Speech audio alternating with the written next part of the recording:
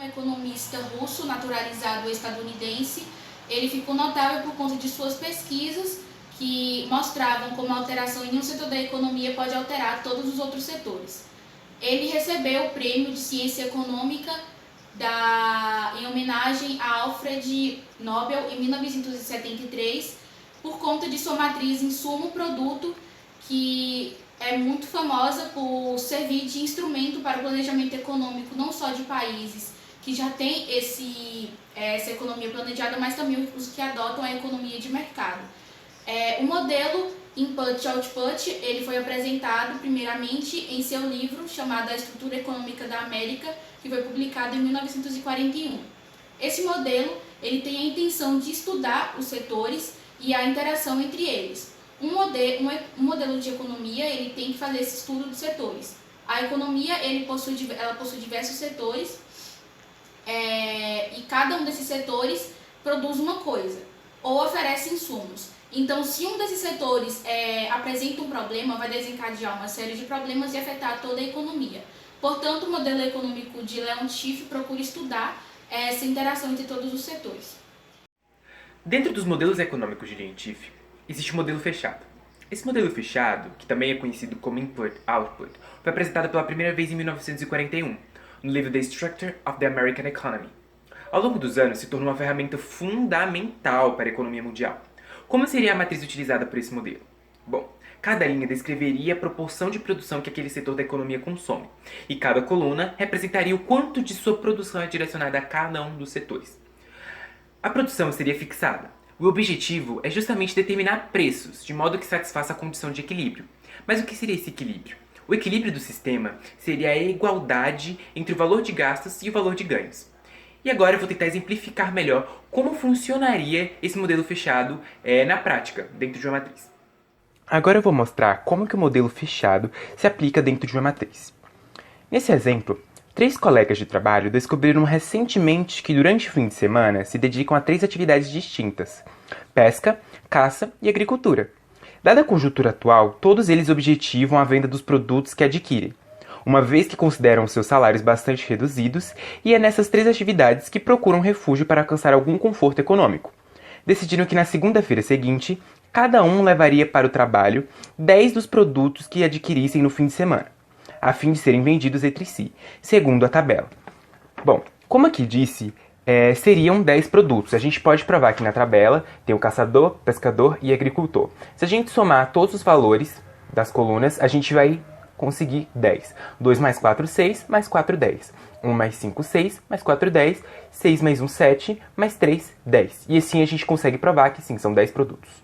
Considerando P1, P2 e P3, o preço dos produtos vendidos pelo caçador, pelo pescador e pelo agricultor, como é registrado aqui, respectivamente, a fim de garantir a referida igualdade entre receitas e despesas, deve-se verificar as seguintes equações.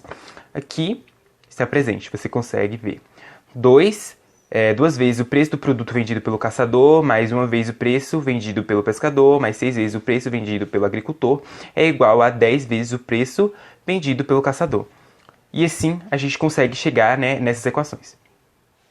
Agora nos resta resolver o sistema constituído pelas equações lineares apresentadas, de modo a determinar os preços que permitem estabelecer o equilíbrio entre o sistema econômico constituído pelos 3 colegas. Esse equilíbrio já foi citado anteriormente, dividindo todas as equações por 10, de modo com que os coeficientes representem a fração de produtos de cada um deles comprada por cada um dos colegas.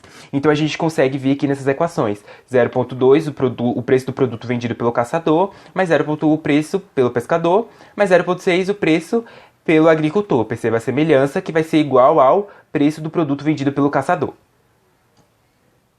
O sistema poderá ser resolvido recorrendo ao cálculo matricial. Aqui a gente tem a matriz sendo multiplicada pelo vetor do preço do produto vendido igual ao vetor do preço do produto vendido, onde essa matriz é a matriz Input-Output. Resolvendo tudo isso, a gente chega na seguinte conclusão. Aqui seria o vetor do preço dos produtos vendidos pelo caçador, pescador e pelo agricultor. Isso vai ser igual a uma constante arbitrária multiplicado a proporção desse preço dos produtos vendidos por ambos. Aqui, em 31, como está relacionado, a gente vai saber essa proporção do valor, essa proporção do preço do produto vendido pelo caçador, logo em seguida pelo pescador e logo em seguida pelo agricultor. E assim a gente consegue achar essa proporção que é o objetivo desse modelo fechado criado por Leontief. Bom, falarei agora um pouco sobre o modelo econômico aberto. Bom, enquanto no modelo econômico fechado, as indústrias trocavam mercadorias apenas entre si, no modelo aberto vai ser diferente, como seu próprio nome já sugere. No modelo econômico aberto, as indústrias vão buscar além disso. Desse modo, se no modelo antigo, ou seja, no modelo fechado, eles buscavam valores que fossem dar um equilíbrio, no modelo aberto, não. Eles buscam valores fixos. Esses valores iriam determinar um índice de produção que permitiria à indústria satisfazer as referências da demanda do exterior. Exemplificando, suponha que uma economia seja composta por 3 setores: manufatura, agricultura e serviços. A tabela mostra a unidade monetária, quanto cada setor depende do outro para produzir uma unidade monetária. O setor de manufatura, por exemplo, necessita de 40 centavos de unidade monetária do próprio setor para a produção, necessita de 20 centavos de unidade monetária do setor de agricultura, 30 centavos de unidade monetária do setor de serviços. O setor de agricultura necessita de 25 centavos de unidade monetária do setor de manufatura e assim sucessivamente, assim como o setor de serviços. Transformando os dados da tabela em matriz, teremos a matriz consumo, que é representada desta forma. Considerando que o setor aberto desta economia necessite de D1 unidades monetárias de bens manufaturados, D2 de produtos agrícolas e D3 de serviços, tais valores vão compor o vetor demanda D. Então, a minha economia de consumo depende desses 3 valores que compõem o vetor de demanda. Considerando também que X1 seja o total de unidades produzidas pelo setor de bens manufaturados, X2 do setor de produtos agrícolas e X3 do setor de serviços, esses valores vão compor o vetor de produção X. A partir daí, equacionamos a produção da seguinte maneira: X1 vezes primeiro setor, mais X2 vezes segundo setor, mais X3 vezes terceiro setor, onde o vetor Cx é denominado como vetor de demanda intermediária. É válido apontar também que os setores da economia precisam atender às suas próprias necessidades, ou seja, demandas, e a dos outros setores produtivos, demanda intermediária ou a de setores abertos. Além disso, se subtrairmos o vetor de produção X do vetor de demanda intermediária, Cx, obteremos o excedente de produção destinado à demanda externa ou demanda dos setores abertos. Ou seja, o vetor de demanda deve ser igual à diferença X menos Cx. Se subtrairmos X de Cx, obteremos D, que é a demanda. Evidenciando X, teremos identidade menos C vezes o X é igual a D. Da última equação, I menos C é conhecida como matriz de Leontief, enquanto a equação é conhecida como equação de Leontief. Diante dos assuntos abordados durante o vídeo, trouxe 2 exemplos para fixar melhor o assunto. Esse primeiro exemplo é do modelo aberto. 3 proprietários de casas, um pedreiro, um eletricista e um hidráulico, pretendem fazer consertos de suas casas. Eles trabalham um total de 10 dias conforme a tabela. Nessa tabela temos os dias trabalhados e quem executou cada trabalho.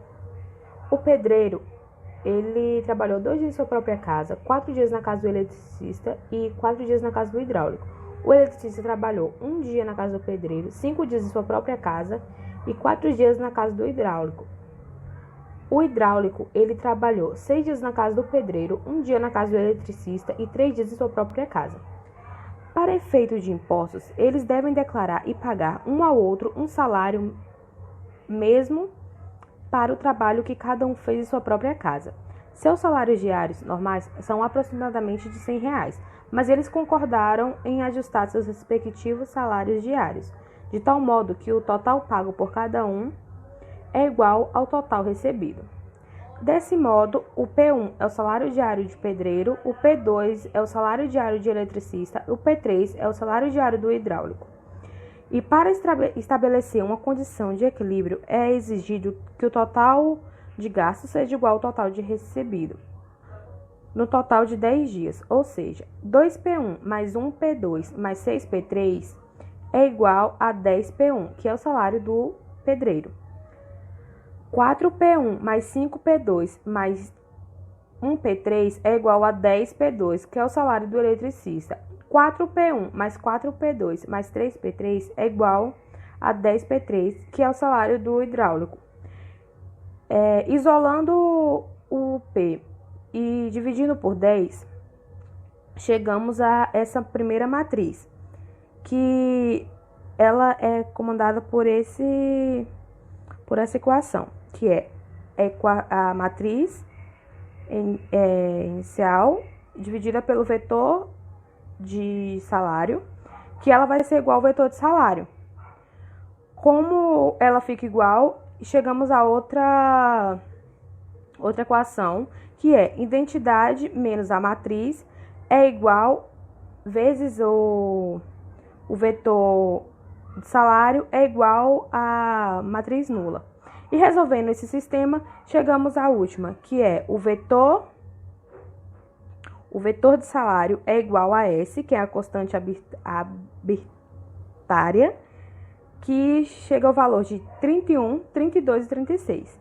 E aí, como o salário diário é R$100 e a gente escolhe o número que quiser para o S, mas aqui escolhemos o número 3, que é o que vai chegar mais perto de 100.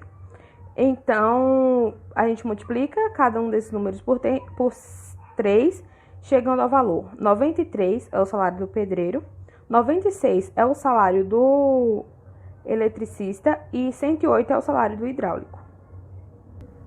Com isso, temos que a soma de cada coluna da matriz de coeficientes é 1, correspondendo ao fato de que o produto do trabalho de cada um dos proprietários está completamente distribuído entre eles nas proporções dadas pelas entradas das colunas. Então, era o que queremos chegar, onde todos eles fiquem em equilíbrio. E segundo ponto o problema consiste em determinar preços para esses trabalhos, de tal modo a colocar o sistema em equilíbrio, ou seja, de modo que o gasto total de cada proprietário seja igual ao total recebido em salário. É o do modelo fechado. Uma certa cidade tem 3 indústrias principais, uma mina de carvão, uma usina elétrica e uma rede ferroviária local. Para produzir R$1 de carvão, a mina precisa comprar 25 centavos de eletricidade para seu equipamento e 25 centavos da ferrovia para suas necessidades de transporte. Para produzir R$1 de eletricidade, a usina requer 65 centavos de carvão para combustível, 5 centavos de sua própria eletricidade para equipamento auxiliar e 5 centavos da ferrovia para sua necessidade de transporte. Para fornecer R$1 de transporte, a rede ferroviária precisa de 55 centavos de carvão para combustível e 10 centavos de eletricidade para seu equipamento auxiliar. Em uma determinada semana, a mina recebe pedidos de R$50 mil de carvão de fora da cidade e a usina recebe pedidos de R$25 mil de eletricidade de fora da cidade.